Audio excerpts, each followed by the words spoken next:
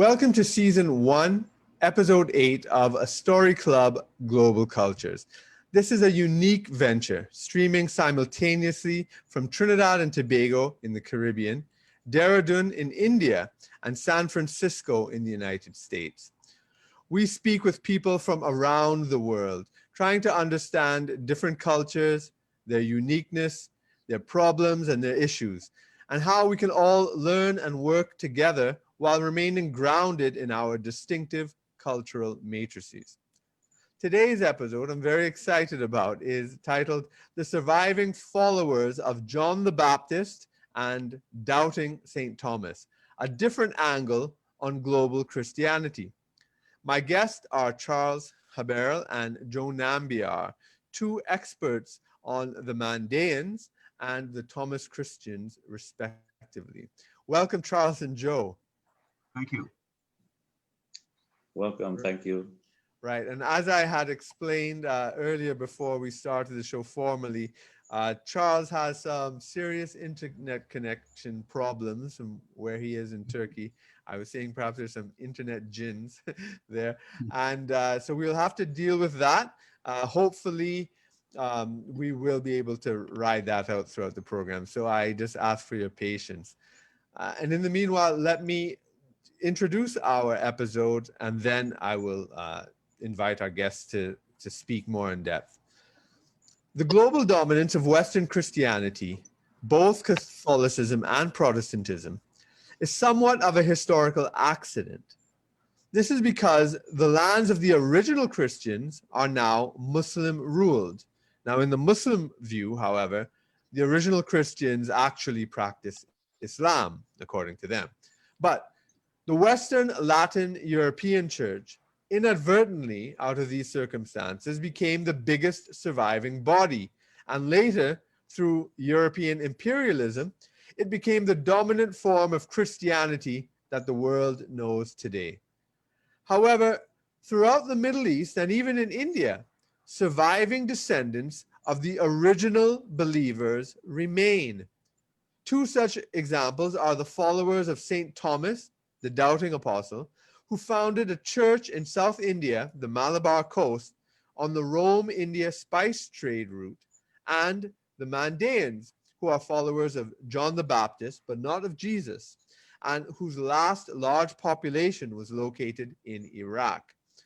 The Gospels of St. Thomas and the Mandaean Book of John are not accepted by the Western Church as part of the canonic Bible, but they are very sacred to these followers still to this day. So while the followers of St. Thomas have lived peacefully in India, the Mandaeans, on the other hand, have been persecuted in the Middle East. And after the recent liberation of Iraq in 2003 by George Bush, Islamic radicals have committed a genocide against the majority of them.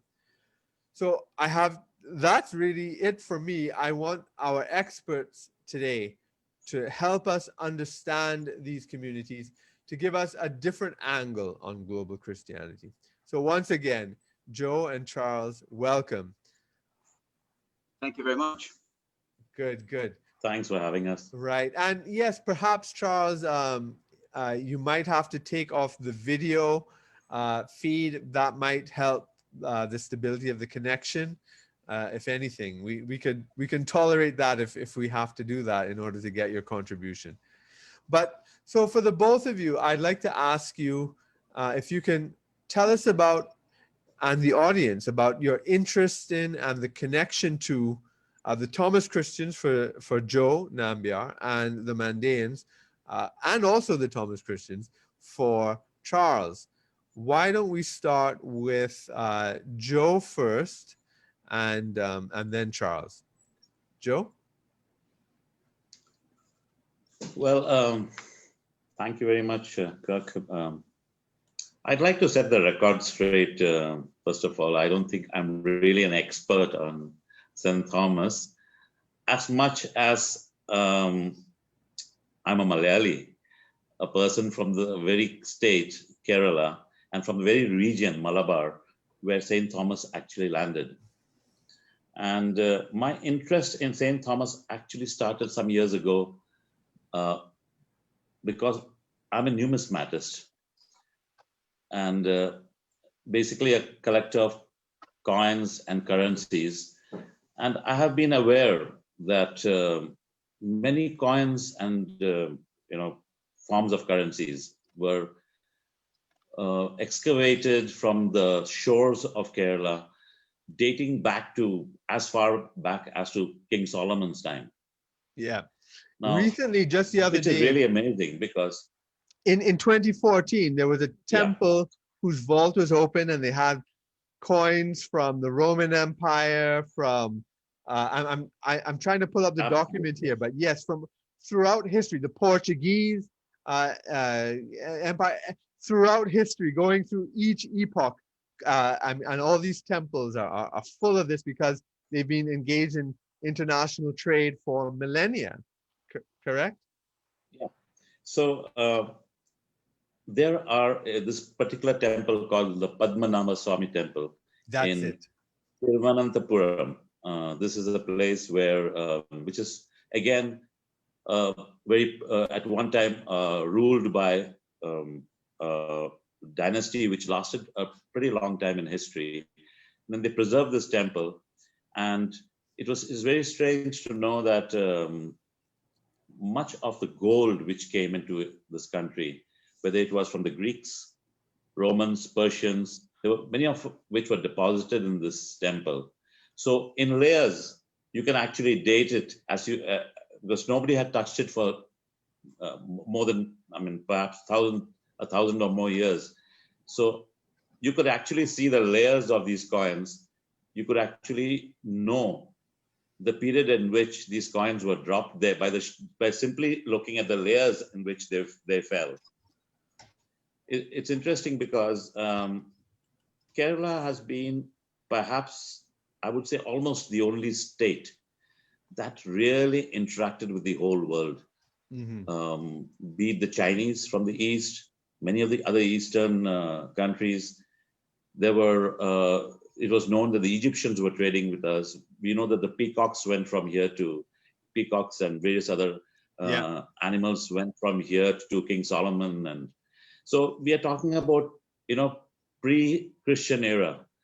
Trade has been so regular, so well known in that region. The winds were so favorable. Sailors were very familiar with the monsoons and the Arabian Sea, that it is not at all surprising and not even a matter of speculation, I would say, to imagine that St. Thomas landed there.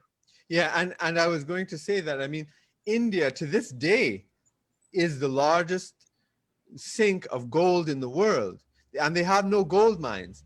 It's because of the incredible productivity of India throughout history. It was a world manufacturing center, luxury goods, all sorts of things, and the Malabar coast was a major part of its trade with the Roman Empire, with the Greeks, with the Persians, with the Chinese, with all sorts of, with the Arabs throughout history continuously. And because India didn't really want much from the rest of the world, they took gold. And that's why that single temple, as you mentioned, is richer than the Vatican. And that's not even the biggest temple in India. And it has more. That's not the biggest temple. Yeah, and that has more gold than the Vatican. And there are many, many such other temples in India. Yeah. Mm-hmm. And many of the chambers in this temple couldn't be opened. There are a couple of chambers that still they've yet to open up. Anyway, coming back to my interest in St. Thomas. So I'll come to the crux of this much later, but actually I knew that, with the study of coins was it has very close relation to understanding history from a different perspective. We normally study history from, it's just basically the story of kings and dynasties and rulers and wars and battles. But there is an underlying activity which continued, which caused a lot more cultural exchange due to the need for certain commodities by both countries, which led to perhaps, intermarriage. There was even exchange of religious ideas and various other aspects of history which can be uncovered by the study of numismatics. Yes. So this is how I got interested in St. Thomas. And yes, I wouldn't say I'm an expert, but I have studied a lot about St. Thomas. Perhaps I might be able to answer some of your questions later in the Yeah, program. yeah, and well, Charles seems to have dropped. So when he comes in, we'll immediately go to him. But in the meanwhile, while we're waiting for him to come back, let me ask you. Although Charles, I know would like to hear this, but when he comes in, I'll tell you. I mean, your interest in coins and all these historical coins that are found in the temples of Kerala and uh, uh, all over. One of the very, very, very, very interesting coins in world history are the 30 pieces of silver given to Judas Iscariot, which I understand are in Kerala. Would you like to expand on that? That's fascinating. Okay, Kirk, I think there's going to be a historical moment for any program.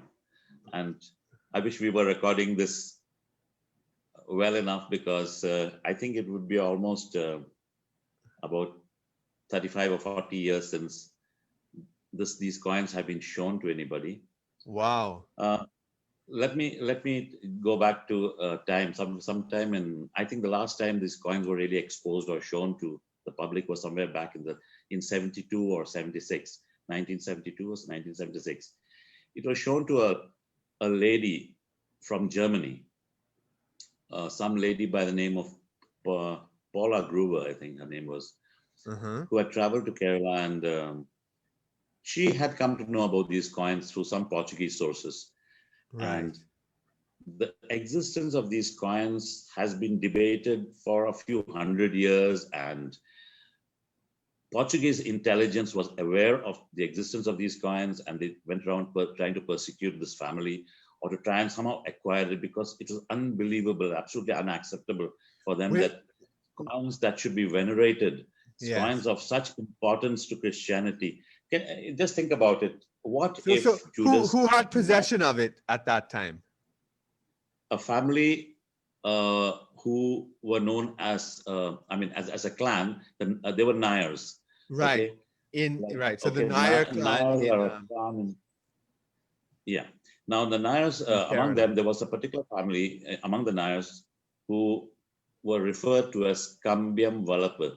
They often write KV in front of their name. Okay. Kerala has a tradition of carrying your addresses with your name. That's right. Okay. So KV would be what they would write in front of the name. And they were situated somewhere very close to where Thomas landed. The story goes that St. Thomas landed there with a whole group of people sailors who were suffering from scurvy, which was a very common disease in those days for seafaring people. Yep. And basically it was a shortage of vitamins. It's basically not a disease as much as a deficiency. Yes. And so when Thomas landed there, he himself suffered from a severe sore throat that it was difficult for him to speak. However, he got off the ship and they were led by local Jews. Now, when I say local Jews, you must remember the Jews had already settled there in Kerala. They had a synagogue, and they had already settled there much before St. Thomas came there. That's right. I'm sure they were involved in the trade, trade with the Romans, trade with all the other. Even a Roman temple there. It's believed there was a Roman temple there during the time of Augustus. Right. So, so a local Jew led these sailors and St. Thomas to a Nayar household. The Nayars are local warriors. Basically, they belong to a warrior clan. Yes. So do the Nambiars. Nayars, we form part of that group of people. My family, we still have weapons. We still possess weapons from that period, swords and various other artifacts. Now, anyway, this group was led to this house basically so that they could be treated for the scurvy they were suffering from, and also to kind of give them some kind of a welcome or a period of rest. Yes. But there was something more terrible going on within the family. That family had a gentleman who had just fought a duel, which was very common in Kerala in those days. They would have these, much like the cowboys would like to draw against each other. And so a duel was very common. They would challenge somebody. And so one of the family members was very seriously, almost fatally wounded and was lying there with unbearable pain.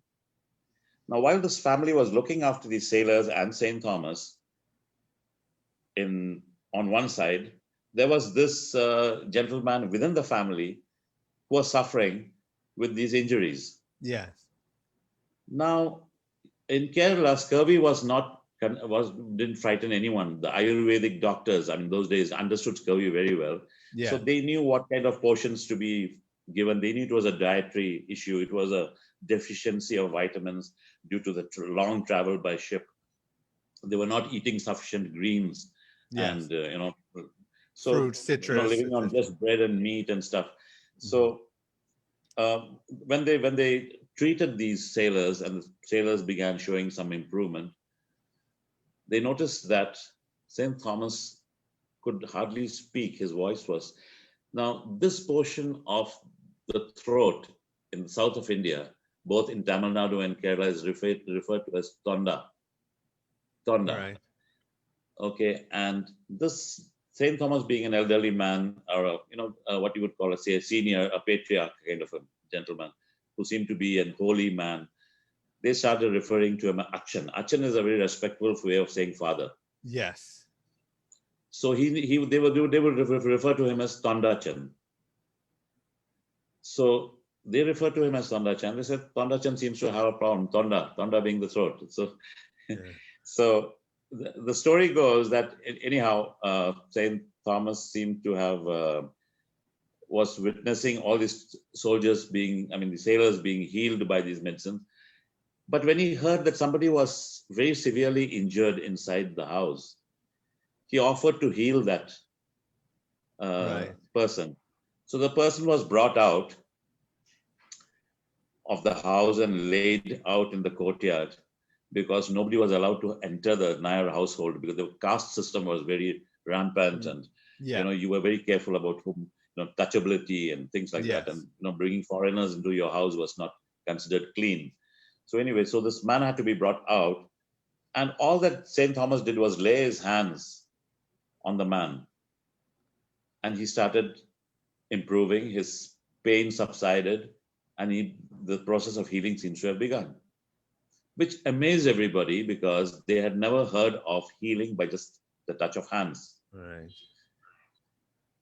So it's very similar to Reiki, however, but not the same, exactly same. Absolutely, yeah. But I see we have Charles back. Joe is in the middle of the story that I was, because we were talking about the coins in Kerala and historically, and I mentioned that I understand that the actual coins from Judas Iscariot are in Kerala, and so he's telling us the story of it, and the last time it was shown in public anywhere in the world was in 1972, and he's giving us the background. So continue, Joe, and then we'll get Charles to give his story. Okay, so now this is very much a family story. It's a story which was kept within the family. They had no reason really to kind of be secretive about it initially. And I'm sure for a good 1600 years, 1600 years, when the people who were converted by Thomas to Christianity in Kerala. Was this Nair family converted, or did they stay Nairs and Hindus? No, they didn't convert. Right. They didn't convert. All that happened that day was that St. Thomas seemed to have healed this man. These people in turn gave them potions of medicines and healed the sailors of scurvy. The story goes that, and in fact, people do ask if St. Thomas could heal this severely injured man, why couldn't he heal the sailors, or why couldn't he heal himself? Yes. Asked, but there's a simple explanation to this. One was a disease, the other was a deficiency. Right. A deficiency had to be met with the right food, and the curing only takes place when the right vitamins enter the body. While this man's was a very severe case of an injury where it was probably he could have led to death.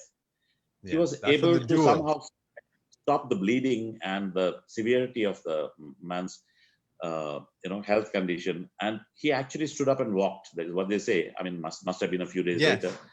But the fact remains there seemed to have been some kind of relationship between this Hindu Nair family and St. Thomas, which led finally to St. Thomas thanking them for whatever it was and presenting them 4 pieces of silver.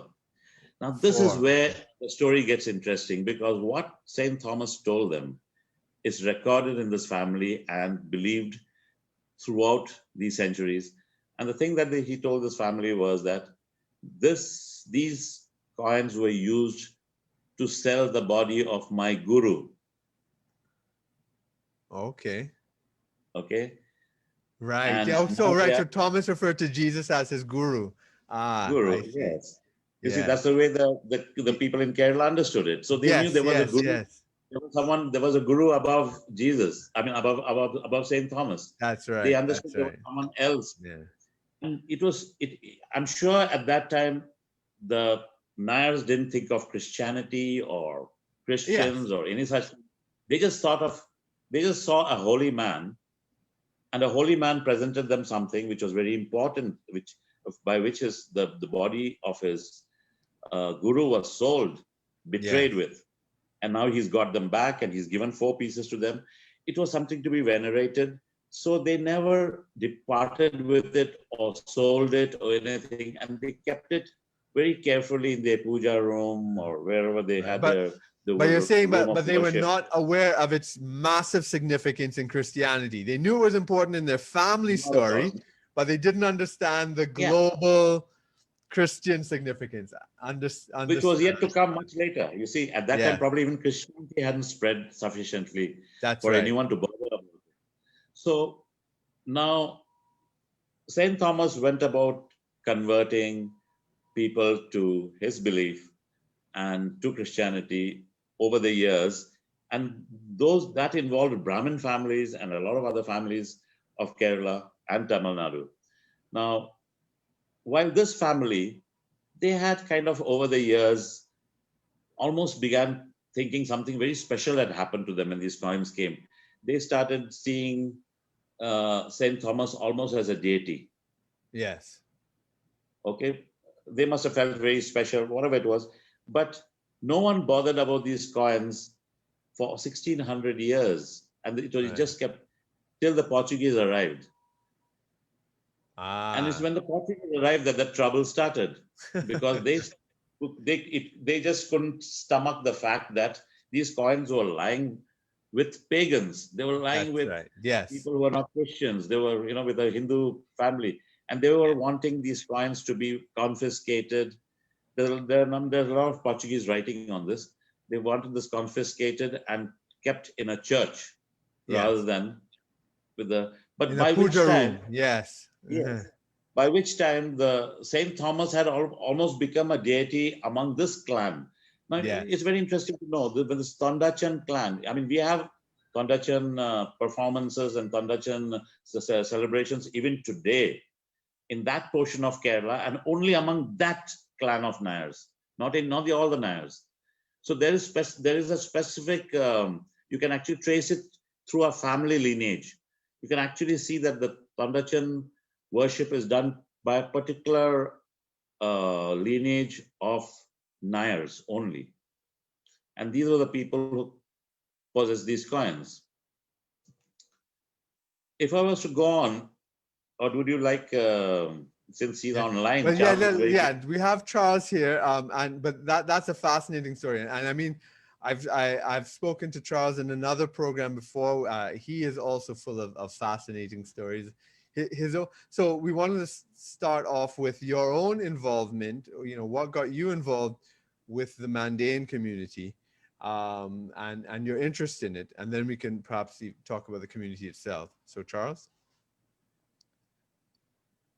In a sense, my involvement with the Mandaean community begins with artifacts as well.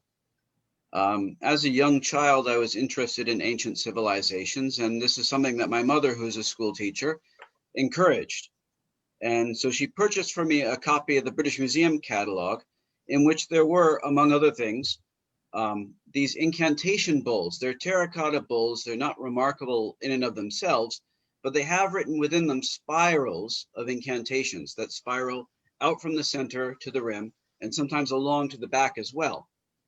And little did I know at the time, but the people who had made these artifacts so many years ago were in fact living in my home state of New Jersey. But what caught my attention to them was that this is roughly around the time that the film Ghostbusters came out. And they performed a similar role within magic in the Middle East to these traps that the Ghostbusters used to trap demons and spirits. And so people would bury these bowls, sometimes covered one on top of the other, sometimes simply upside down, under the thresholds, at the four corners of rooms, beneath in beds, in order to trap evil spirits who were threatening the health and the lives of those who had summoned them as enchanters. And many, many years later, I had learned about the existence of this community really around the world, but particularly in certain areas of the US. And because at that point I had developed an interest in the language and other intangible aspects of their heritage, in addition to the more tangible things such as what Joe was describing, the coins and the bowls that I had encountered and earlier. this community was the Mandaean community? I really wanted to. Yes, they were Mandaeans. These incantation bowls are, interestingly enough, the earliest evidence for their community. Very little else has survived. They're very modest people. They don't build massive churches or temples. They don't have a lot in terms of material culture. For many years, most of their architecture was built out of reeds, living as they did in the marshy areas of southern Iraq. Because they're considered like Gnostics, right? They're considered a Gnostic, right? Yeah, continue. Yes, their religion is an interesting kind of, I would say that it engages and parallels many other religions from the region and outside the region as well. As you know, the Gnostic, what we call Gnostic faiths. Yes. This sort of bizarre, or yes? No, that continue.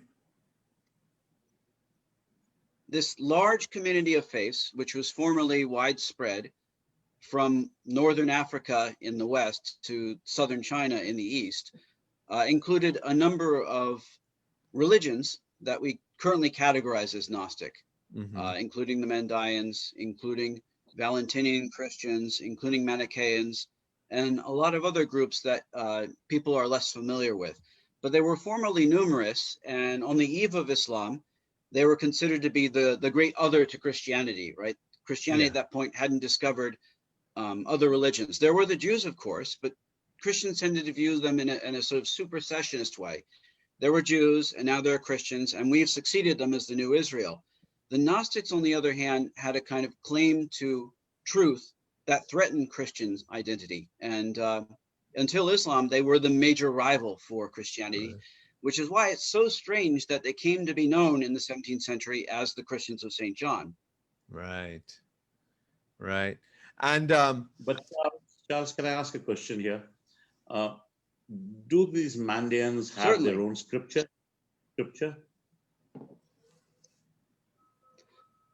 They have a massive library of scriptures. The chief scripture of the Mandaean community is something known as Igenzarabo, which is a sort of an encyclopedic work which includes prayers, admonitions, advice on living a good life, accounts of the soul after its death, where it goes, what happens to it.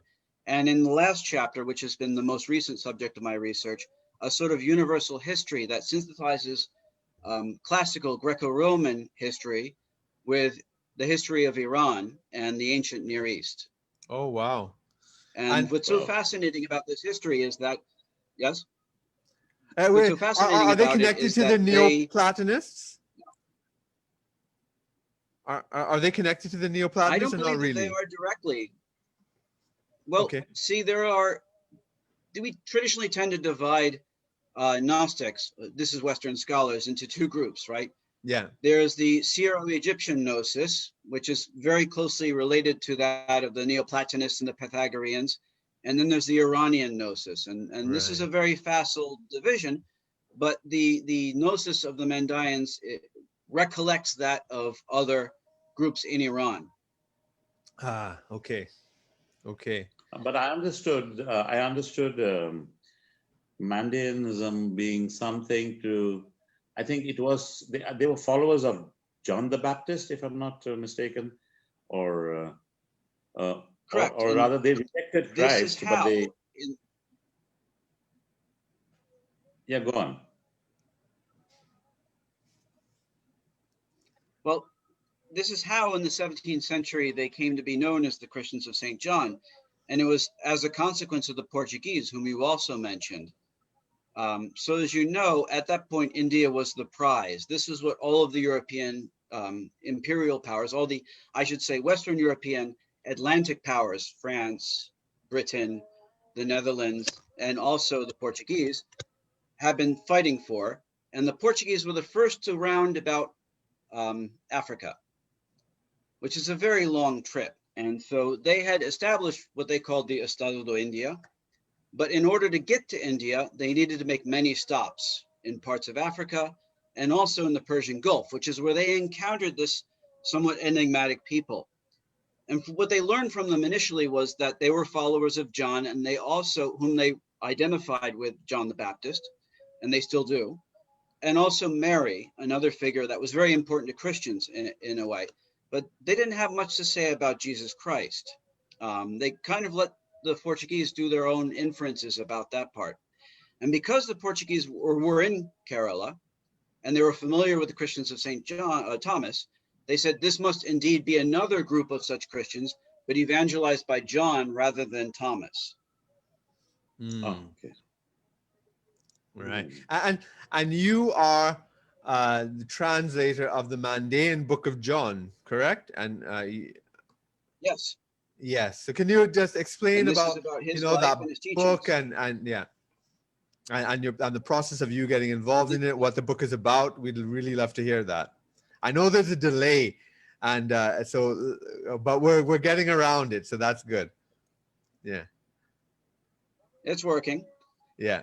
So the Mandaean Book of John is their second most important scripture. It's slightly smaller than the Genzaraba, the Great Treasure. And it surrounds the life and the teachings of John the Baptist, but it's much more. There's much more information beforehand and after that. But these chapters on John the Baptist happen to be the largest in the book. They compose the meat of the book, so to speak.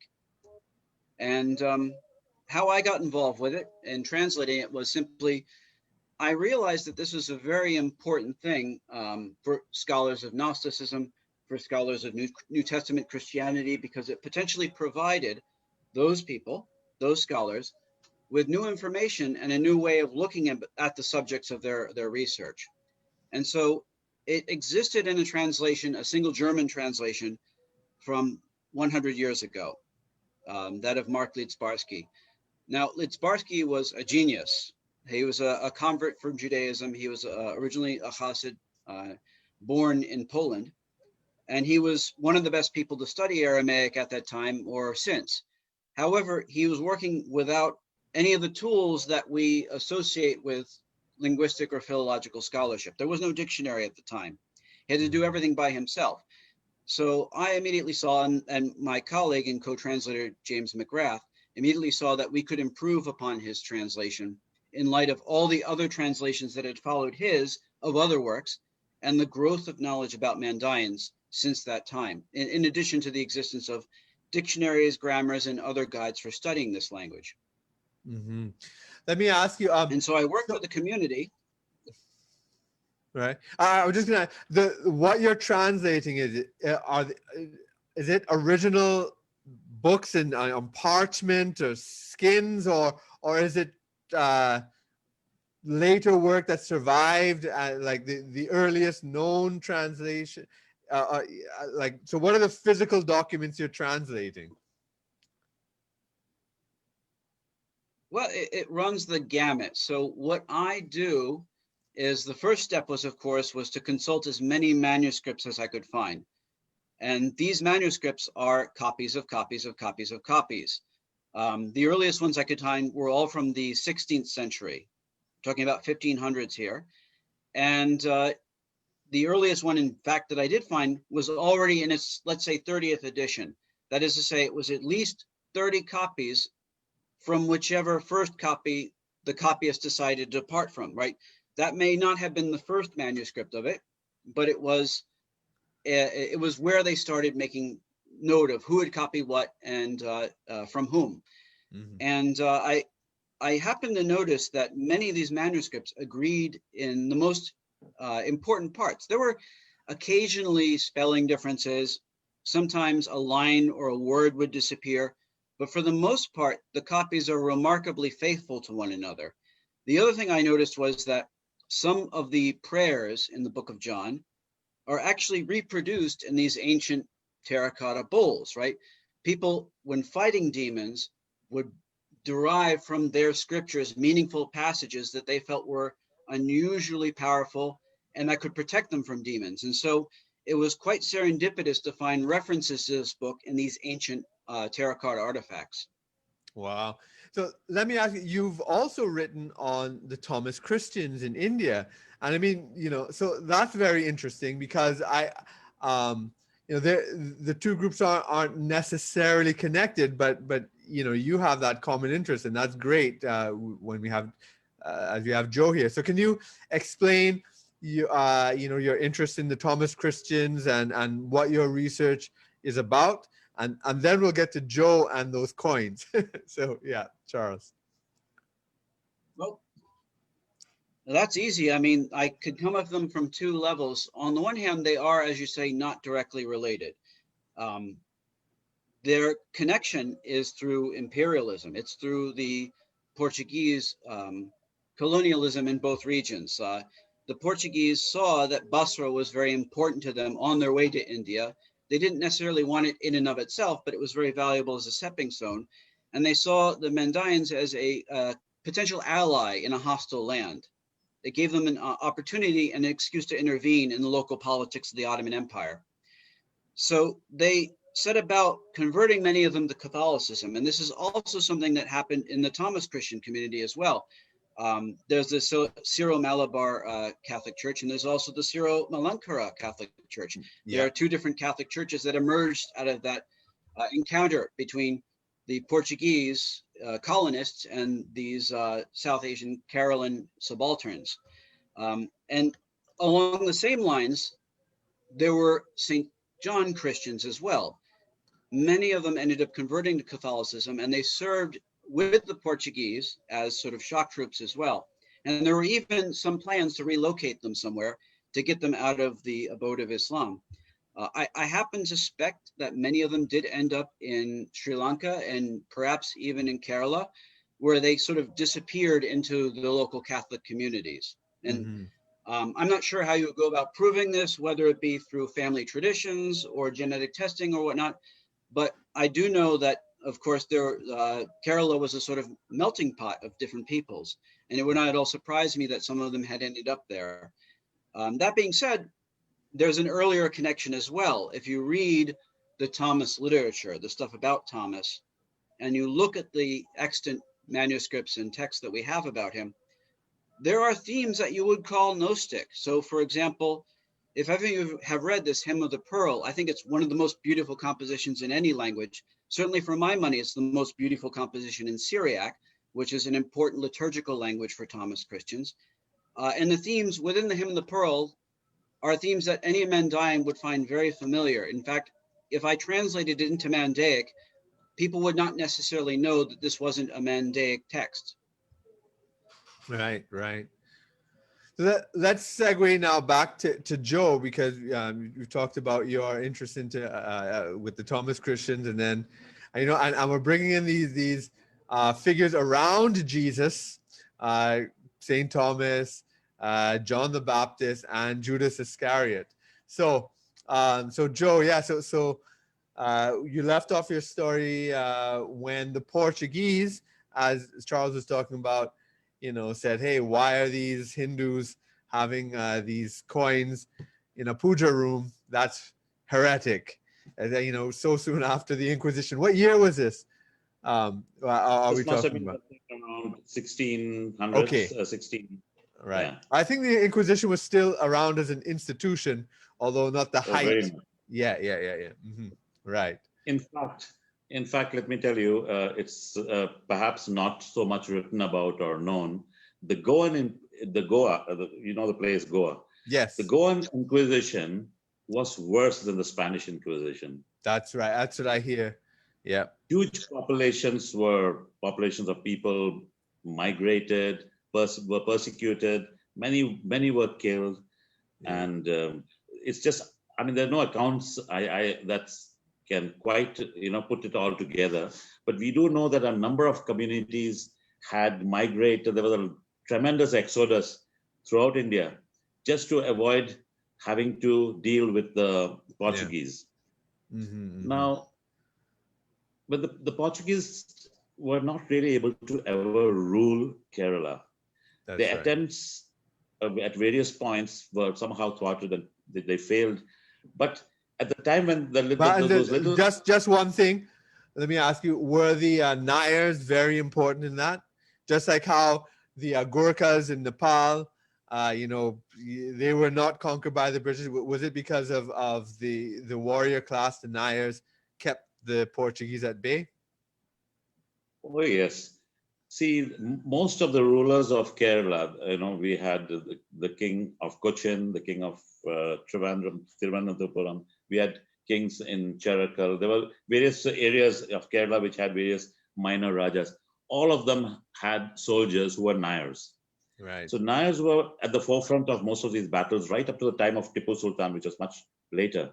Right. But the thing here is that when the Portuguese, the Portuguese, their own patron saint here when they came to India was Saint Thomas.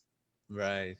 As I said, it was absolutely unacceptable that such an important relic should be lying with the Hindus.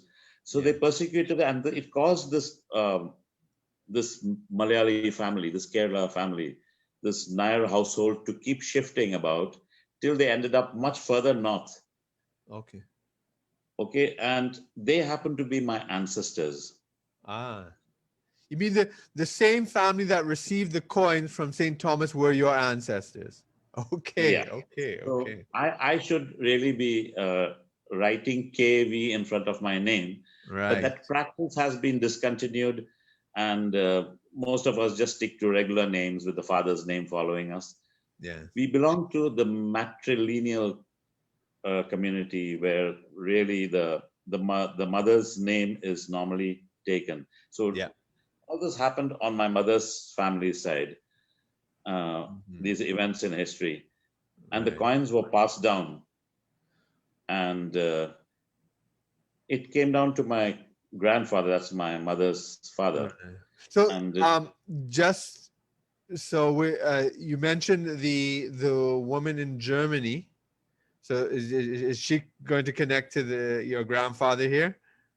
No, what really happened was she came and met one of my grand aunts. Now her sources, I understand, I'm not very sure, because there was a divide in time, because I think I was only 12 years old when Paula Gruber actually came to Kerala and met my great aunt and discovered these coins, had a look at these coins. And she's the one who actually took pictures of it later, I think, and took it to the Middle East. She actually took very high resolution photographs of it and took it to the Middle East to have it verified.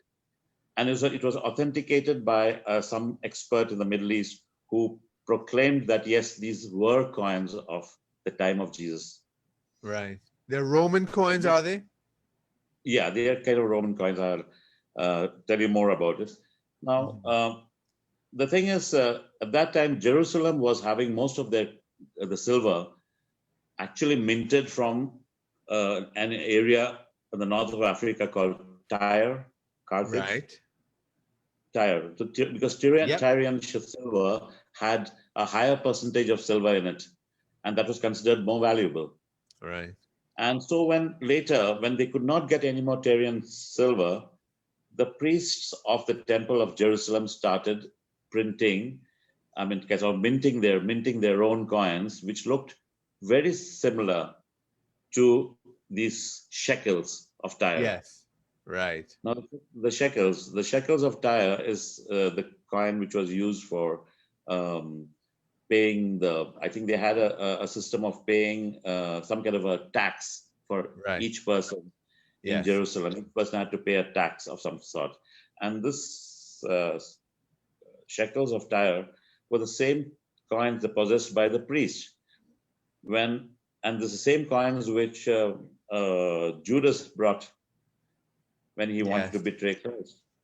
Right. Now, we don't know. It seems a little vague about, or even the Bible seems to be a little vague about how these coins got back, because I think what really happened was even when Judas realized that it had terrible consequences and that his master was going to be crucified, he went and threw these coins back at the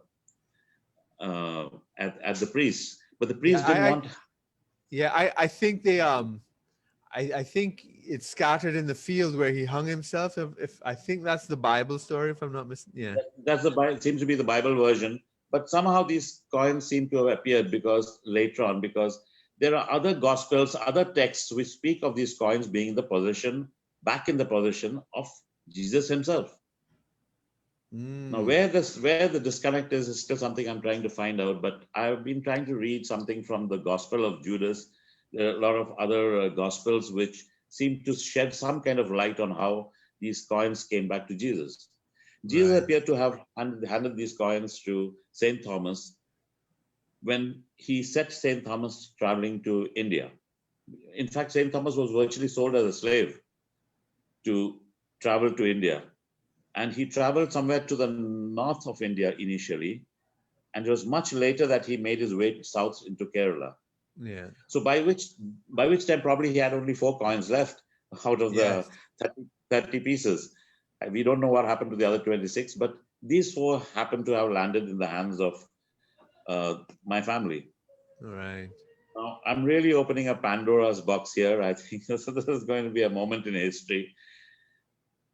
These coins had to be, the story of these coins had to be kept very secret because of a number of denominations of Malayalis or even Christians of Kerala wanting, these coins to it must be in very valuable. There must be some very dangerous people after it. There are also stories around it which say that people have gone and prayed, before these coins and have been healed.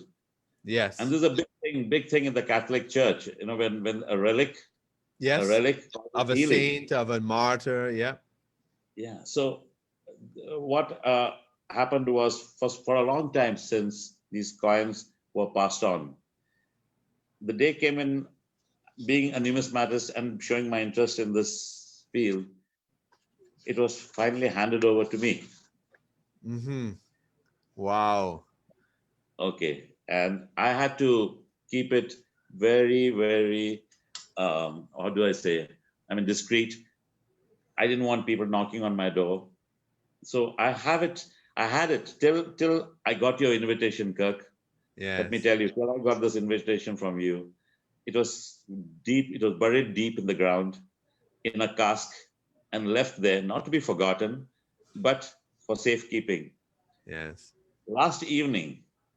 Precisely last evening, I dug it out for your sake, for this program. Wow. Okay. Wow. And I have it here in this box. And I'd like to open it after 1972 or 76. Really? When it was never shown to anybody here. Well, this is a great honor and privilege.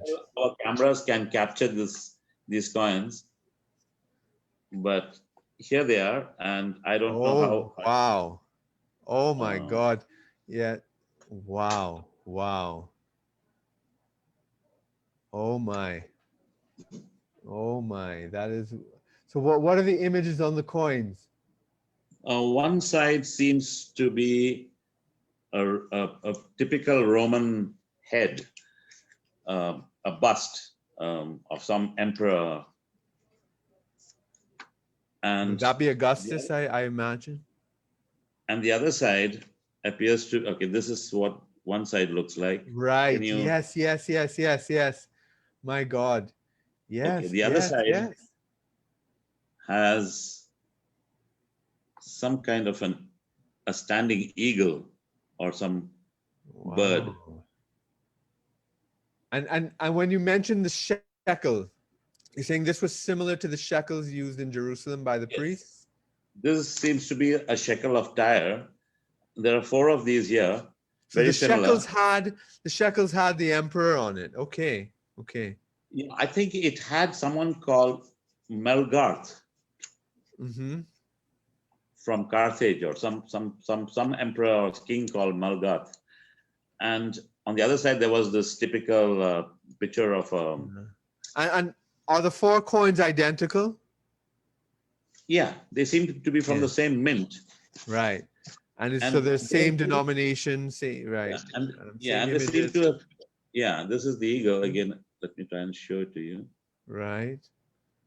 Yes. And the other side is- Yeah, the emperor again. Wow, Yeah. this is So incredible. can you imagine 2,000 years ago, this meant, I mean, this iconography, this kind of a design or an emblem on a coin meant nothing to anyone in Kerala.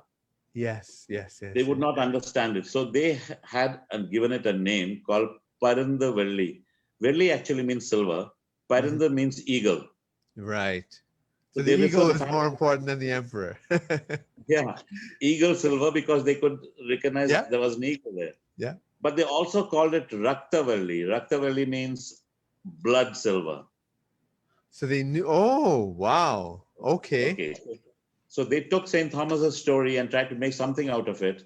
Yeah. They knew this was used for a betrayal, and that these coins had caused bloodshed to a guru Yes. of St. Thomas. And in any case, the family felt that this was something of great importance and just didn't. That's why they're very much in mint condition, because they were left undisturbed. Wow. Except the silver tends to turn black. They get oxidized or Yes. they turn black. But otherwise, these coins are in pretty good condition than many of the coins you'd actually get in the Middle East today. That's incredible, and it's such an honor for you to have shown them on this program. Yeah. This seems to be the box. I don't know which period this box belongs to, but this also seems Really? a very old box. Yeah, I don't know which period this belongs to. That's a dome there. It looks like a Christian dome, and looks like not something like Hagia Sophia kind of thing. Yeah. This would have been well before Hagia Sophia would have been up. So I guess it would be a Roman design. I'm not very sure which period it belongs to, though. And it seems to have, these coins are not connected to the box. Okay. The box seems to have been acquired sometime later. And right. So that might be, right. So that could explain the historical disjuncture between the two. Yes. And the images. Wow. That is incredible. So I saw a picture of you on the internet with you holding up some sort of box. Is it that box you were holding up? No. That's something else that my family acquired in the First World War. Okay, that's right. It's called the Princess Mary gift box or something. You're right. Okay. It was just a number of boxes that were given out to soldiers as a Christmas gift. Yes. And yeah. Wow, that's an amazing revelation, and incredible. Now, so I don't know how many people are watching this program throughout the world, but let me tell you, I really didn't want to start any controversy over these coins, so I'm going to have them going back into that cask and buried deep for security reasons. Absolutely. But I'm quite happy to talk to you, Kirk, about it, because especially with someone like Charles, who's so well, very familiar with this whole tradition and this history, I'm glad to share it with you people.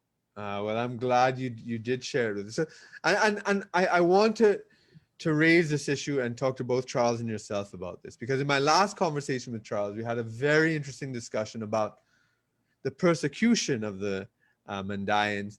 And a lot of it comes, and a lot of it could be traced to the Western scholarship that, it's almost like a game for Western people to undermine. Oh, is that really from St. John? Oh, no, it's from somebody else. Oh, no, this might be and they always try to, it's like a game and it has no consequences.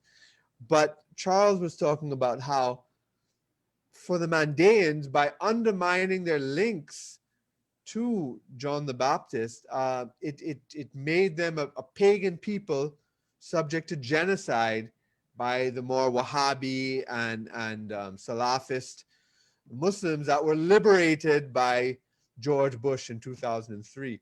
So I'd like Charles to elaborate on that story, and that these things are dangerous things. That's why it's such an honor and a dangerous thing for you to even show these coins, and you have to put it back. So let's return to Charles to just elaborate on that. Sure, Kirk, I think you're right that discovery is sort of a game. I mean, it's given us many good things, it's given us many bad things, but when scholars make discovery, it's always competitive. So this whole thing started, as far as I'm concerned, in the 19th century when one scholar in Russia at the time wrote a book in which he presented his idea of whom the original Sabaeans, or the fourth people of the book of the Quran, were. And immediately a bunch of other scholars sort of came up with their own candidates. They didn't like the Mandaeans, who were his favorite candidate, so they decided it would be someone else. And the odd thing about this is, even if you ask the most erudite scholars of Islam, whether they be secular scholars or religious scholars working within their own traditions, no one is exactly sure just who these Sabaeans were. We only have one community today that identifies itself as such, and their identification as such was uncontested and largely accepted by their neighbors who are Muslim up until the 20th century. And when people started, Western scholars started producing other candidates and sort of muddying the waters, it became very deadly for them. And as a consequence, vanishingly few of them live in their countries of origin. They've entered into a global diaspora. Right. Wow. Yeah, you were telling me some of the stories of families that lived together, and so the Mandaeans were considered people of the book, mentioned as a Sabaeans in the Quran, and now because of scholarship questioning these things, if you could maybe relate that story to our audience. I think you were talking about a man who or people in the village who told a gentleman, listen, you guys have been here for In a Fallujah, long time, yeah. but you're gonna have to choose. Yeah. So Well, Fallujah is one of the most ancient cities for Mandaeans. It's also in the general area where we find these incantation bowls. And it was also a major center for Judaism. In fact, there are some scholars, Jewish and secular, who believe that Fallujah was the Pumbeditha mentioned as one of the Talmudic academies, one of the several places in which the Babylonian Talmud was composed by Jewish scholars. That said, after the 50s, there were no Jews there anymore. They had all fled. They had been subjected to a pogrom. And there were only about 30 Mandaean families living in Fallujah. And immediately after the invasion, with the end of the regime of Saddam Hussein, which I don't want to make any bones about this, he was an awful, awful tyrannical despot. But when he was removed, it was letting the genie out of the bottle. It was opening Pandora's box, so to speak. And all kinds of unsavory criminal elements emerged from the woodwork. And so these 30 families who had lived there peacefully, anyone who has known Sabaeans or Mandaeans will tell you that they're among the most modest people. They're excellent jewelers. They worked in wood and other fields. They're not fabulously wealthy. They don't make a lot of trouble, but they were approached by their neighbors and said, well, the time of Saddam Hussein has come to an end. We're starting things new here, and it's time for you to convert to Islam or die. And one of the elders of the community said, but you're our neighbors. I mean, our children play together. We've lived amongst you all our lives. And he was immediately killed on the spot. And that was the end of the Mandaean community of Fallujah. Either they escaped or they converted and escaped. But today, if you go to Fallujah, you will not find a single Mandaean family. Oh, wow. Yeah, so I mean, so these scholarship things are it's not a game, you know, and so I understand the sensitivity of even Joe showing these things, um, and because there are people who will do lots of things, evil things, essentially to get it. But so that's the story of the Mandaeans, and they've been dispersed now. And the Iranian and Mandaeans also experienced that earlier, and I think the US had taken a lot of them. Um, but let me ask you, Joe, you're not a Thomas Christian, but you live close to them. And I mean, what is the place of the Syrian Christians, the Thomas Christians, and what is their future like? Because you know, I mean, who actually, you know, an interesting question: who is more hostile to them, other Christians or Hindus? That would be an interesting To be question. honest, Yeah. I'll tell you, Kirk, the Syrian Catholics are doing very well in India. Let me tell you, in a state like Kerala, the Christians, I think the last census showed there were about 18% Christians, 18% Christians, of which a smaller percentage would be the Syrian Catholics. But they're very industrious people, and they have done very well in various fields. In fact, they are to be seen, you would meet them all over India, not just in Kerala. They are in the government services, they are business people, and Yeah. there is no active problem we have. You know, there is no animosity towards them.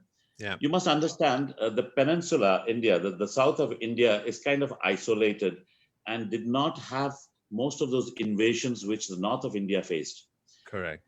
from Islam or from various other. The problem really in Kerala is that the original Thomas Christians who lived for 1600 years in unity were just broken up into so many groups since the Portuguese came. The Yeah. trouble only started after the Portuguese came, when they wanted to Latinize them and then wanted them to follow the Pope rather than the Eastern Church. And there's a very famous incident which has gone on record in the Kerala's history, when finally, when they knew they were being betrayed and they were being forced to, become Latinized, a number of Christians actually took an oath holding a cross. It was a rather large cross, crucifix, which was, I think, cut in, or I don't know, I think it was in stone. Since everybody couldn't, they were going to take that oath, and since everyone couldn't hold that cross, they had tied ropes to it, so that a number of people could hold on to it before proclaiming that oath, that they would never go and become part of the Roman Catholic Church. So this oath is known as the Cunan cross oath, because the Cunan means leaning. In the course of holding this rope, this cross had leaned over, Yeah. and A that stone cross. proclamation, that proclamation called the Cunan oath cross is a very important event in Kerala's history. Now, after that, and especially after India got its independence, I think the Catholics, I would say the Syrian Malabar Church, the Catholics, the Jesuits, they each have their own territory and their own churches, but they're doing fairly well. There is no real animosity. Everyone accepts that the other has a different liturgy, but there's no open animosity among them. There's never been a case of even I've not even seen written criticism of each other. Yeah. They seem to be coexisting very well. I mean, Fortunately, they have not.